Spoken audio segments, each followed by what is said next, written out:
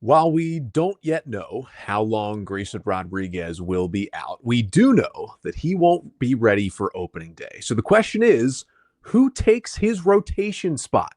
Try to answer that question coming up on this episode of the Locked On Orioles podcast.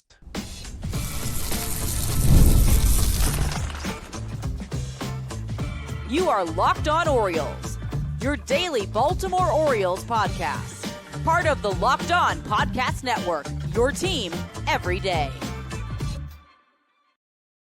Hey there, Orioles fans. Today is Tuesday, March 11th, 2025, and welcome back into the Locked On Orioles podcast, part of the Locked On Podcast Network, your team every day. As always, I'm your host, Connor Newcomb. And coming up on today's episode, we're going to try to figure out what the Orioles should do with the new opening in their rotation. Grayson Rodriguez is injured.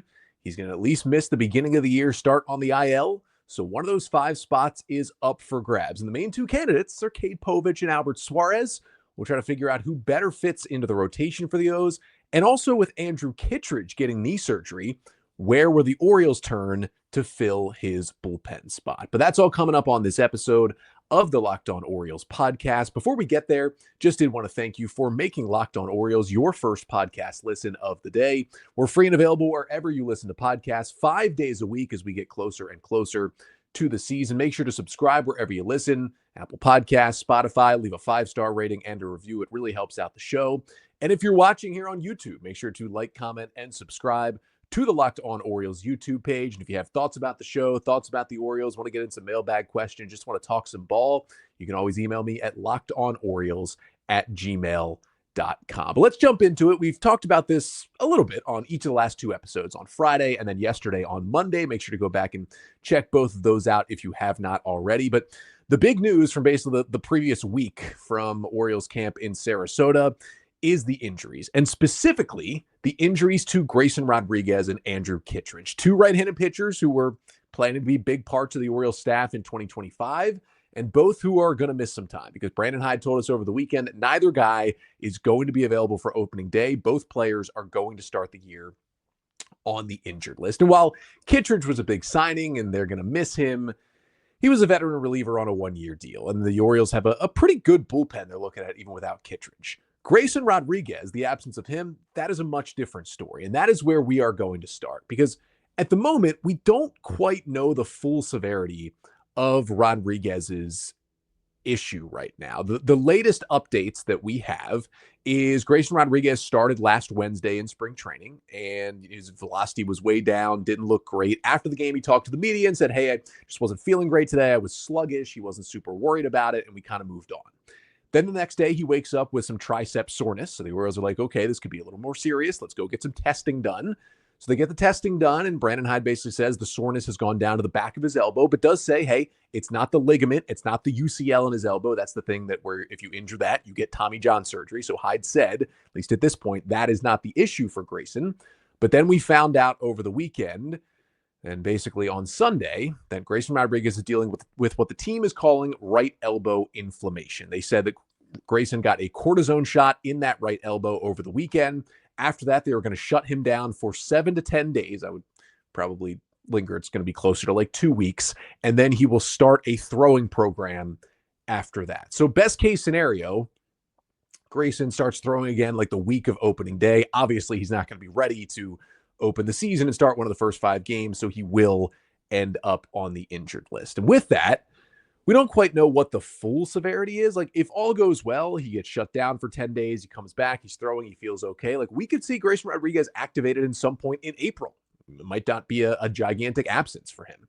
But if he tries to ramp up throwing again later in March and there's still pain or things are getting worse, that's when you start to have the conversation about a much more serious outcome. And we won't really know that until he has the shutdown and then begins to throw again later this month. But whether or not the severity is long-term, short-term, we know the O's are going to need somebody else in the rotation because Grayson Rodriguez is going to be out for at least 15 days to begin the year because that is how long that injured list stint is. So that bears the question, What do the Orioles do with the open rotation spot? We know that Zach Eflin is most likely going to start opening day. It was probably between him and Grayson to start the opener. Now with Grayson on the IL, it's probably going to be Zach Eflin. And then you know that Dean Kramer, Charlie Morton, and Tomoyuki Sugano are going to slot behind him as 2, 3, and 4 in the rotation to begin the year. They were already going to be in there with Grayson anyway. But now there is that opening. And Cade, Povich, Albert Suarez, and then Roansy Contreras are really the other healthy starters in camp. I guess Brandon Young as well, although he did just get optioned to minor league camp on Saturday. But it's pretty clearly Cade Povich versus Albert Suarez for that number 5 spot. I think we're all kind of aware of what the battle will be for the rest of camp. Now, a couple of weeks ago, Brandon Hyde talked about how he felt like his rotation was pretty set if there was health.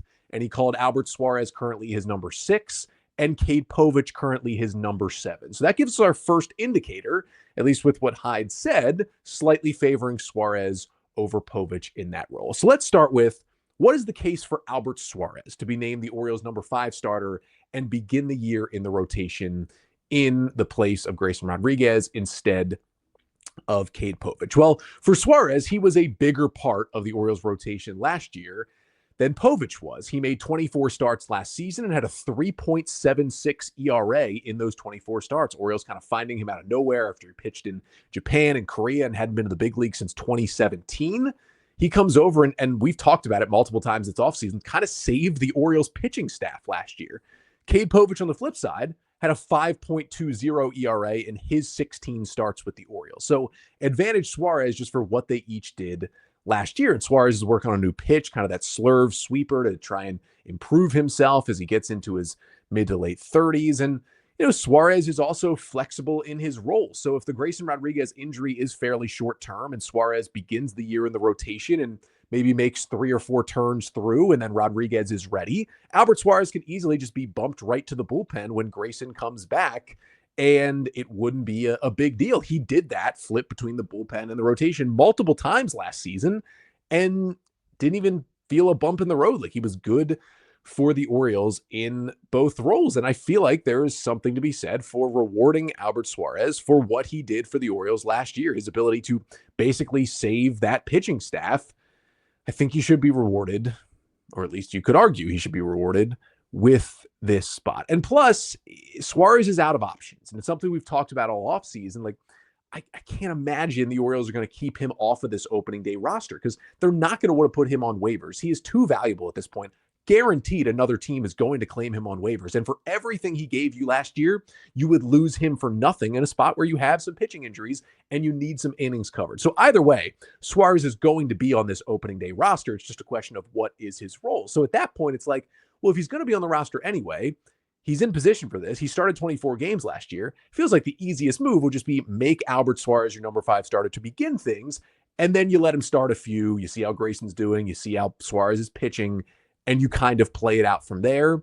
Just kind of feels like that easy decision. And while Suarez doesn't have options, Cade Povich does. So Cade Povich can easily just be sent down to AAA to begin the season. And then if you need him at all, you can make that call. But that is the case for Albert Suarez. Now, on the flip side, there is certainly an argument for Cade Povich as well. And here is the case for Cade. While he was not very good overall last season, he was certainly very, very good down the stretch the last time we saw him pitch. In his 5 starts in September last year, Cade Povich posted a 2.80 ERA and had 32 strikeouts to just 8 walks in 27 2/3 innings pitched. Flip that on its head for Suarez, who was terrible in September. Suarez in 24 2/3 innings last September had a 6.20 ERA. And now, while it wasn't the only reason this happened, that was a reason why Cade Povich was on the Orioles wildcard roster and was potentially at least an option to start game 3 against the Royals had the Orioles gotten there.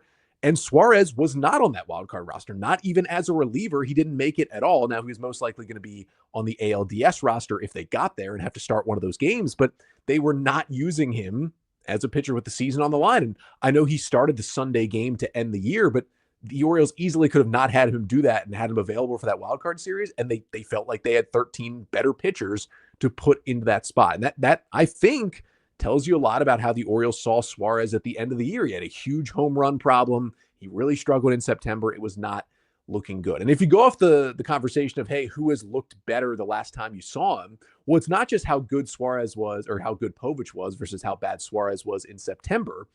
It's also how they've looked in spring. Cade Povich in his 2 starts has looked magnificent. 5 scoreless innings, 1 hit, 7 strikeouts, and 1 walk.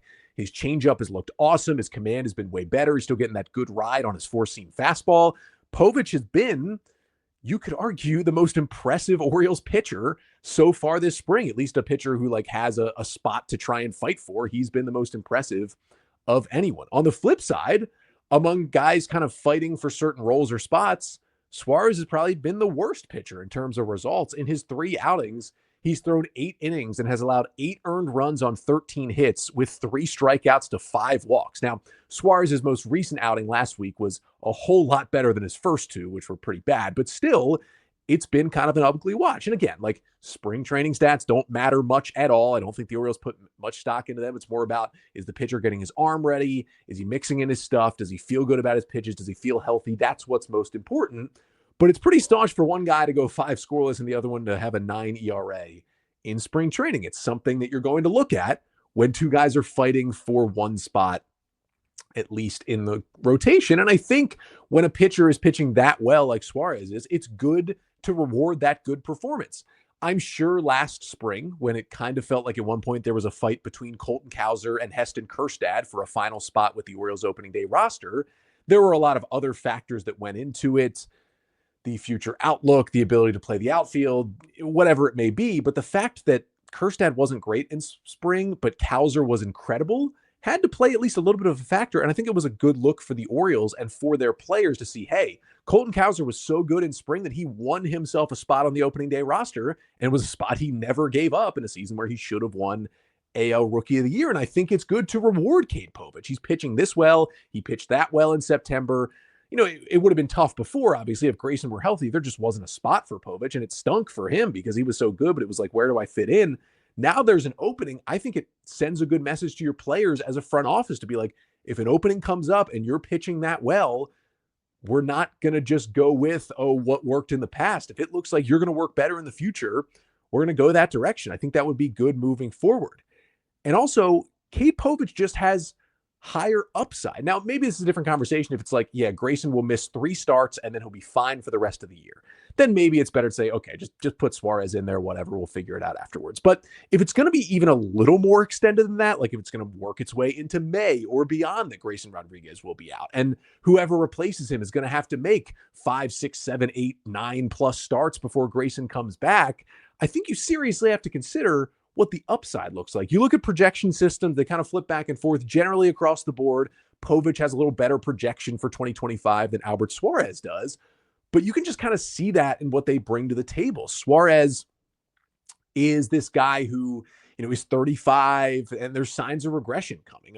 I talked about this when I recapped Suarez's season.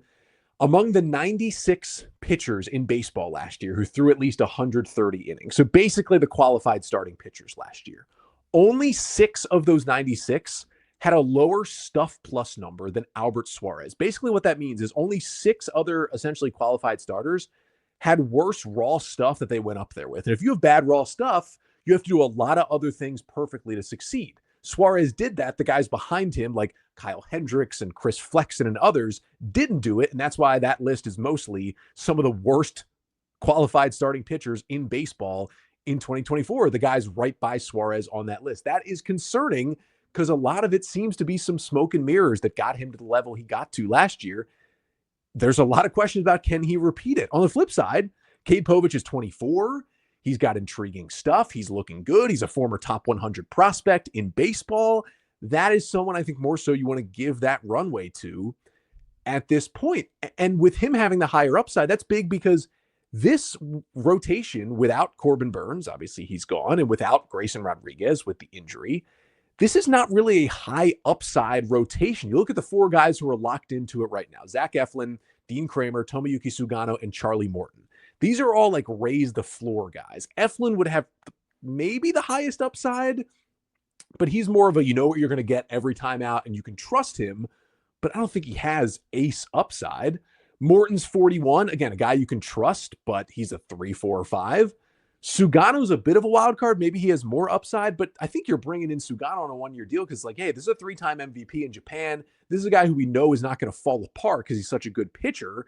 Maybe at 35, Sugano's not the pitcher he used to be and can't be an ace anymore, but he can solidify the base of our rotation. And I think what Dean Kramer has shown us throughout the year since he was first called up in 2020 is that at his best, he's maybe a number 3 in a rotation, but he's just like a really good number 4 or 5 pitcher to have. He doesn't have any kind of ace upside. So you're looking at a rotation that has a good high floor. There's not a lot of guys where it's like, oh, this could go terribly. Like, you feel pretty good that every single one of those 4 pitchers is going to keep you in games. And I still feel that way about Suarez somewhat. But for Povich, he gives you something to dream on more than any of these other guys. And I think that would be nice to have in this rotation. And that leads me into the final point for Povich is that I just think having him in the rotation in that 5th spot over Suarez just kind of fits the roster better, because I do think the Orioles believe this. And if you agree or don't, let me know in the comment section here on the Locked On Orioles YouTube page. But I think with Rodriguez injured and with Kittredge injured, and especially if there's injuries to other relievers, like we don't know about Felix quite yet, if he's going to be ready for opening day, I think the Orioles would consider Cade Povich and Albert Suarez 2 of their 13 best pitchers that they have in camp right now. Of course, you start the year with 13 pitchers on the roster. You'd like for it to be your 13 best. And so having them both on the roster certainly makes sense. And I've already talked about how, like, Suarez is going to make the opening day roster either way. And Povich has never been a reliever. Suarez made 8 relief appearances last year. He jumped back and forth between the bullpen and the rotation multiple times. He's done those different roles. He still fits okay as a long reliever, multi-inning swing guy, while Povich just fits better as the number 5 starter, more of a future option for you, a guy you want to keep starting because you see him as a big part of your rotation in the years to come. Suarez is kind of a filler guy at this point, even with how good he was last year. Like, he's still 35. You're not expecting a lot from Albert Suarez in the years to come. So it makes more sense for you right now fit and moving forward fit to give Povich that runway. And also, this is not super important, but the Orioles were going to go into the season with 5 right-handed starters. It'd be nice now if you can throw Povich in there and at least give you one lefty in that rotation to give other teams a different look as well. So I've laid it out both ways. Let me know in the Locked On Orioles YouTube comments here what you think. Would you rather have Povich or Suarez get that number 5 spot? But I think my argument for Povich is stronger than Suarez. And I would put Cade Povich in that number 5 role. I would put Suarez in the bullpen as the long man. And that is how I would begin the year. But I actually think the Orioles are going to do the other thing. I think, especially if Grayson Rodriguez's injury is short-term and he misses like a month at most, I think the Orioles would rather just have Suarez in there. They kind of know what they're going to get from him. They feel good about him from last year. Give him those chances because he earned it, and then kind of go from there once Grayson gets back. I think that's what they're going to do. But what I would do is give Povich that chance from day one. And it would be cool because the number 5 starter is going to be the guy who starts the home opener this year, because the Orioles start with a 4-game series in Toronto, then come back home against the Red Sox. Be an awesome moment for Cade Povich to get the ball in the Orioles home opener against Boston.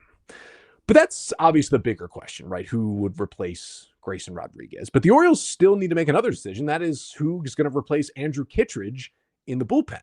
We'll try to parse that out coming up next. But first, this episode of the Locked On Orioles podcast is brought to you by Supply House. Get the supplies you need from the site made for the skilled trades, Supply House. Whether you're in plumbing, HVAC, or electrical work, Supply House is the reliable way to order products online. Their easy-to-use website is packed with helpful resources and the latest product info to help get the job done right. Plus, with a complete inventory of over 200,000 parts from 400 plus top brands, you'll find exactly what you need delivered fast from coast to coast. And if you need help with an order, Supply House offers expert support and industry-leading service, so you'll always talk to a real person. And for trade pros looking for an extra edge, their free TradeMaster program offers exclusive perks like a dedicated phone line, free shipping, and discounts on every order. Thousands of skilled professionals are already taking advantage, and now it's your turn. So join the TradeMaster program today at supplyhouse.com/TM and start ordering plumbing, HVAC, and electrical supplies with just a few clicks. Plus, use promo code SH5 for 5% off your first order. That's at supplyhouse.com. PistachiosLooking.com. So I made the argument for Cade Povich over Albert Suarez to replace Grayson Rodriguez in the rotation for the time being. Now we move to the bullpen because we also got some bad news on Andrew Kittredge, who had been dealing with some left knee soreness and inflammation after feeling something warming up for one of his spring training appearances. And the Orioles got a couple different opinions, and he ended up going under the knife. On Friday, the Orioles announced that Kittredge got left knee debridement surgery on Friday. The Orioles said it was a successful surgery, basically a procedure to go in and like clean up cartilage and other stuff and get it out of the knee. It's just kind of more of a cleanup procedure than something that's serious, not replacing ligaments, broken bones, anything like that. Just cleaning some stuff out that's apparently causing inflammation that he had in his left knee. Now, the Orioles said he will miss multiple months. And obviously with that, they said Andrew Kittredge will start the year on the injured list. Now, O's gave him a 1-year, $10 million deal to be one of their setup guys. Had a great couple of years with the Cardinals and the Rays. He was going to be a very important part of this Oriole bullpen this year, and they're not going to have him for a little bit. Through my research of other guys who've had similar procedures, it seems somewhere around the 1 to 2 month span, with the Orioles saying multiple months. I would guess they're missing Andrew Kittredge for about 2 months before he's ready and back on a big league mound with the Orioles, which, if it's 2 months from the day of the procedure, that puts you at May 7th. So you're looking at 5+ weeks of the season to be without one of your top setup men. You've got to fill that hole in the bullpen as well. And it's not as much like a 1-versus-1 like it is for Povich versus Suarez, but now there's at least one bullpen spot open. And you could argue there could end up being 3 bullpen spots open. Originally, you were looking at Felix Bautista, Yennier Cano, Andrew Kittredge, Sir Anthony Dominguez, Gregory Soto, Cionel Perez, Keegan Aiken, and Albert Suarez as your bullpen. That was with a healthy Kittredge and a healthy Grayson Rodriguez. But now, you're not going to have Kittredge on opening day. You could have a situation where Suarez is in the rotation and Povich is in AAA, so that opens a spot. And we're still unsure about Felix Bautista. Brandon Hyde talked over the weekend and was still non-committal about Bautista definitely being ready for opening day. They may just want to give him a little more time on the injured list, so that could open a spot. So there could be up to 3 spots open in a bullpen that I felt like was fairly set. So I've got kind of 10 names here who are currently in big league camp with the Orioles who could fill one of those 3 roles on the opening day roster if necessary. This does not include Cade Povich. I guess it is possible that the Orioles could throw Cade Povich into the bullpen as a long guy. I just think if he's not going to get the rotation spot, he'll probably continue starting in Norfolk rather than be in the bullpen, so he's not going to be on this list. But here's my 10 in order of how likely I think they are to get an open bullpen spot. So if the assumption is it's just one spot, like Bautista's good, Suarez is in the pen, Povich gets the rotation spot, and it's just Kittredge who you need to fill. My number one guy right now would be Brian Baker. Now, Baker had a rough outing on Sunday. He gave up 3 home runs in an inning and a third. But before that, he had retired all 9 batters he's faced in spring. His velocity on the fastball is up to 98. He had a new changeup grip that changed the command of it completely, had way better command. He basically looked as good as he's looked since 2022 out there. And it is a big spring for Brian Baker because for the first time, as I've talked about many a times this spring, he is out of options for the first time in his career, which means the Orioles just can't send him back to Norfolk. They'd have to place him on waivers, and he will get claimed. Rockabacco reported last week that there are teams around the league checking in on Baker because there was an assumption before the Kittredge injury that Baker wouldn't make the Orioles, and that instead of just putting him on waivers and losing him for nothing, they, near the end of spring training, would actually just look to trade him and try and get some international money back or maybe a low-level prospect or something just to get something for Baker because they knew he was going to get claimed and he wasn't going to make the team. So clearly, someone is going to pick him up if they let him walk. And I just think with as well as he's pitched, plus the fact that he's out of options, he's kind of that first guy you go to give that shot to. Now, if a second spot is open, say, Suarez gets the rotation spot, I think Roansy Contreras is the number 2 option on this list. Now, the Orioles are currently stretching him back out to be a starting pitcher. That's what he was when he was good with the Pirates in 2023. But he was a reliever with Pittsburgh and Anaheim for all of 2024, so he's done both things. And he is also out of options, so you can't just send him to AAA. But the Orioles clearly want to keep Contreras. They have now claimed him off waivers 2 different times this offseason, and this time he's stuck around for now, and he's on the 40-man roster, and he's in big league camp with the Orioles. He's looked good at times early in his career. He's only 25 years old. It's still good stuff coming out of that right arm. And even if he's not going to be a starter, as the Orioles are building him up to be in the rotation if they need him, he could be a really interesting multi-inning relief option. And if it does come down to the fact that, hey, Kittredge is hurt and Suarez is in the rotation, well, if you get Baker as a righty, a one-inning guy, and then Contreras replaces Suarez as kind of your multi-inning long reliever, I think those are two easy moves to make. And because neither of them have options, you get to hold on to each of them for a little bit longer, get a look at how they pitch in the big leagues. And then a couple weeks in, you can maybe make a further commitment on either Contreras or Baker or both moving forward. Now, beyond that, if also Felix Bautista is on the IL to begin the year, that is where I think Matt Bowman comes into the picture. Bowman signed with the Orioles late last year. He was with the bullpen for basically all of September, had a 3.45 ERA and about 16 innings down the stretch with the Orioles, but that included one complete blow-up outing. Without that, I believe he had a sub-2 ERA with the O's, minus that one outing. Not amazing stats in spring so far for Bowman. They kind of non-tendered him, then they brought him back on a minor league deal. He's a non-roster invitee, but if he makes the big league roster, I believe he gets $1.1 million this year. But he's got this super funky delivery from the right side. It's a sweeper, a sinker, kind of the kick change up. It's really interesting stuff. It keeps guys off balance. I like watching him pitch a lot. When he's throwing strikes, like he is super, super nasty. But he is on a non-roster invitee. So I personally think long-term, even with the Baker changes, that Bowman would actually be better, at least by a little bit, than Baker or Contreras. But the reason I have him third and not first is that he's on a minor league deal. So you can just put him in AAA Norfolk to begin the year without risking losing him. And those are things, guys being out of options and waivers, they come up a lot when you make those final opening day roster decisions at the end of camp. And sometimes they can push a guy over the edge. And I think they would push Baker and Contreras over the edge rather than Bowman because you don't risk losing Bowman. Now, I haven't seen anything about him having an opt-out in his contract with a lot of big league guys on minor league deals do. So that could be a factor. But if it's not, he's a little further down the list. If he does have an opt-out, maybe he would bump up that list, but I would like to see Bowman in there. Those would be the three I would go with if all three were out. Again, if it was Suarez and Kittredge, I'd go with Baker and Contreras. If it was maybe Baker and Felix who were out, Kittredge and Felix, I think I would still go Baker and Contreras just to hold on to those guys for a little bit longer. Now, the rest of my list I just threw in there because it's at least a possibility, and it's good to kind of go over the guys who are in camp. Colin Selby is number 4. He came over on waivers last year. His stuff is ridiculous. The Orioles put him on the playoff roster last year, actually over Matt Bowman, but it's been a weird spring. His first outing in a spring game, he allows 4 earned runs in 2/3 of an inning.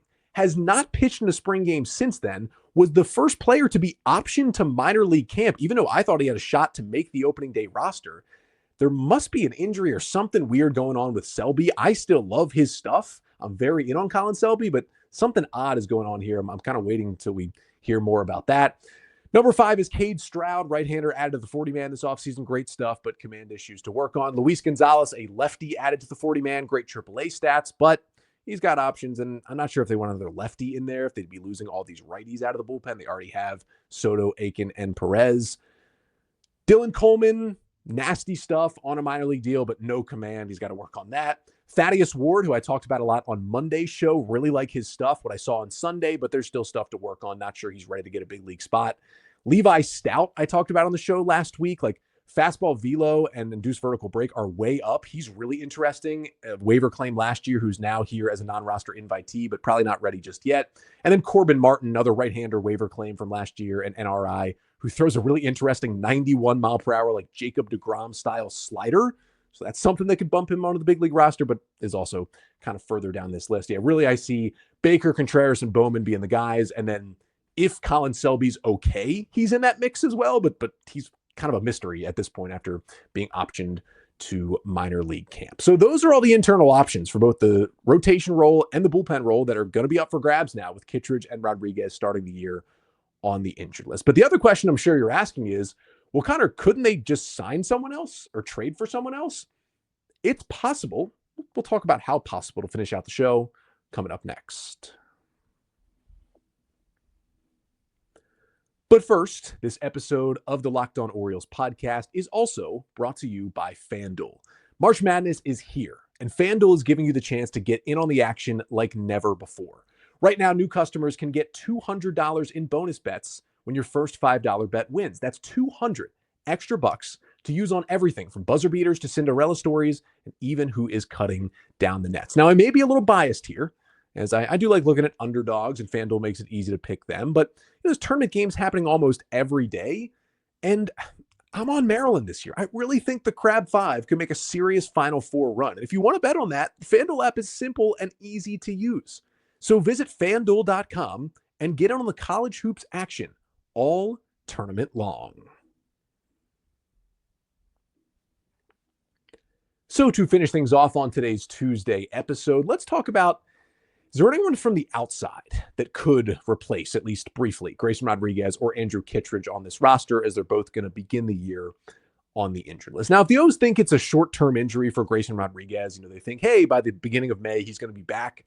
I don't know if they would really go after a starter on a true major league deal. And I'm not sure another pitcher would take that kind of deal if they know, hey, you're going to have a job for a month, then who knows? Now, we always know there's pitching injuries, and maybe by the time Grayson will be back, somebody else is on the injured list, and there might always be a spot for a guy like that. But it would probably have to be like a minor league deal with a bunch of incentives built in for that pitcher. Now, really, I think there's three options in terms of free agent starting pitchers who are still out there unsigned as I record this here on March 9th, that the Orioles could potentially go after. And I have them in order of most likely for the O's to go get them.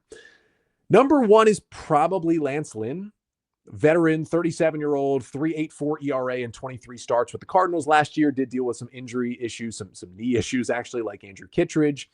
It's been reported that he might want to move to a relief role this year and that teams are interested in that. So it could happen where Lynn is signed, he makes 5 starts, Grayson comes back, and then Lance Lynn goes to the bullpen and maybe unlocks something else in his game. I think that is certainly a possibility.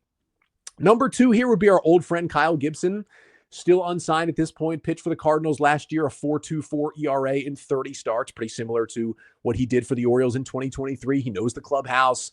He knows the organization. They know him. He keeps you in games. He was so instrumental for these young pitchers when he was here, and he pitched fairly well throughout the season. I just don't know if he's going to take a deal where he might lose his job after a month. And he's also not a great candidate to be moved to the bullpen if the Orioles have to do that at any time. But I think the familiarity with the O's keeps it at number 2 on this list. And then number 3 would be right-hander Spencer Turnbull, who's worked as both a starter and a reliever over the past couple of years. Did have a 2.65 ERA in 54 and a third innings with the Phillies last year. It was 10 relief appearances and 7 starts. But then he kind of lost his job for a while. There's a weird thing with Taijuan Walker, and then he missed a couple of months at the end of the year with a lat strain that kind of ended his season. I believe he's healthy. He's just unsigned at this point, but would be another interesting guy because when he was out there, a 2.65 ERA is a 2.65 ERA, no matter what's going on. And then Anthony DeSclafani and Alex Wood are both free agents as well. They've both been major leaguers for a while, but are both coming off of major injuries that made them miss most, if not all, of the 2024 season. So the Orioles probably stay away from that if they're trying to fill in for an injury, not go after guys who are coming off of huge injuries and haven't pitched in a while anyway. And I guess beyond that, they could make a trade. They could still make the Dylan Cease trade. The price would probably be even higher now that a team knows, hey, you don't have Grayson. You're even more desperate. You got to pay us even more. Maybe the Marlins would make Sandy Alcantara available at this moment. I think more likely that's a guy the Orioles would certainly target at the trade deadline this year. I don't know if they'd make Sandy available right now, but he looks healthy in spring training, coming off Tommy John, the former Cy Young winner. That would be a perfect fit for the Orioles. That's kind of where they're at if they want to go externally. Again, I still just think they go with Povich or Suarez and hope Grayson's okay, at least for now. That could change if it's like, hey, Grayson needs Tommy John, then maybe you get a little more proactive. But Andrew Kittredge is probably easier to replace. Again, he might miss a little more time. He might not. They could get him back in May. You never really know what this is going to look like. But he was the one lone free agent relief addition. He was the guy that were like, hey, we're going to bring him in to get a legitimate veteran in our bullpen. So if you're not going to have him for a couple of months, they might have a little more urgency to replace that with another veteran from the outside. And again, I'm recording this March 9th, so maybe he signs between now and the 11th. But I still cannot believe David Robertson is a free agent. I know he's going to turn 40 in April. I understand that, a 40-year-old pitcher. But at 39 last year with the Rangers, he had a 3 ERA in 72 innings, 33% K rate, and a 9% walk rate. At times, he was a top 10 reliever in the American League last year. That's how good he was as the Rangers setup man. And again, I know he's about to turn 40, but the stuff is still there. The cutter is still that cutter that he's been blowing past guys for 15 years at this point. Maybe he's hurt. That's the only thing I can think of. Maybe he's thrown for teams and his stuff is way down and everybody thinks he's hurt and that's why he hasn't been signed. That's the only thing I can imagine because somebody's got to take a chance on Robertson, or maybe he sees this as, he was getting a bunch of minor league offers and maybe this is his chance to get a major league deal. Like, if I've been calling for the O's to sign David Robertson for 3 years now, this could be the chance to just go get him to replace Kittredge. Then the other, I think, really only good option out there is Phil Maton. Had a 3.66 ERA in 64 innings last year, 23% K rate and a 9% walk rate with the Rays and the Mets. But he got traded to the Mets at the deadline. It was like awesome for the Mets down the stretch. Was a big part of their playoff bullpen. He's also kind of randomly still out there, so not sure if there's an injury with Maton as well. And then 2 other names I'll just mention. Dylan Tate is still out there. I think that injury he had in 2023 has just kind of zapped him of his really good stuff. The Orioles waived him last year, caught on with the Blue Jays, but Toronto non-tendered him this offseason. He still hasn't been signed, so that's a possibility. And then I will just whisper the one other name who has helped the Orioles at times in the past, who is a free agent, Craig Kimbrell. Craig Kimbrell is a free agent. I'm not saying do that. I'm actively saying don't do that, but I'm just saying he's still a free agent. He hasn't announced his retirement yet. He probably still wants to pitch. Just reporting the facts of the situation, not adding any opinion to that, except for don't sign Craig Kimbrell. But he is out there. But those are the options. Let me know here in the YouTube comment section. What do you think the Orioles should do, internal, external, whatever it may be, to replace Andrew Kittredge and Grayson Rodriguez for the time being? That'll do it for today's episode. We'll be back tomorrow. We'll be back for 3 more episodes this week. We're going to kind of stay on this timeline where Mondays and Fridays, at least until the season starts, are the episodes where we kind of recap all the spring training action and things that stood out. And those middle 3 days will be more about big picture stuff. We'll continue our position previews coming up on tomorrow's episode. But until then, I'm Connor Newcomb, and this has been the Locked On Orioles podcast, part of the Locked On Podcast Network. Your team every day.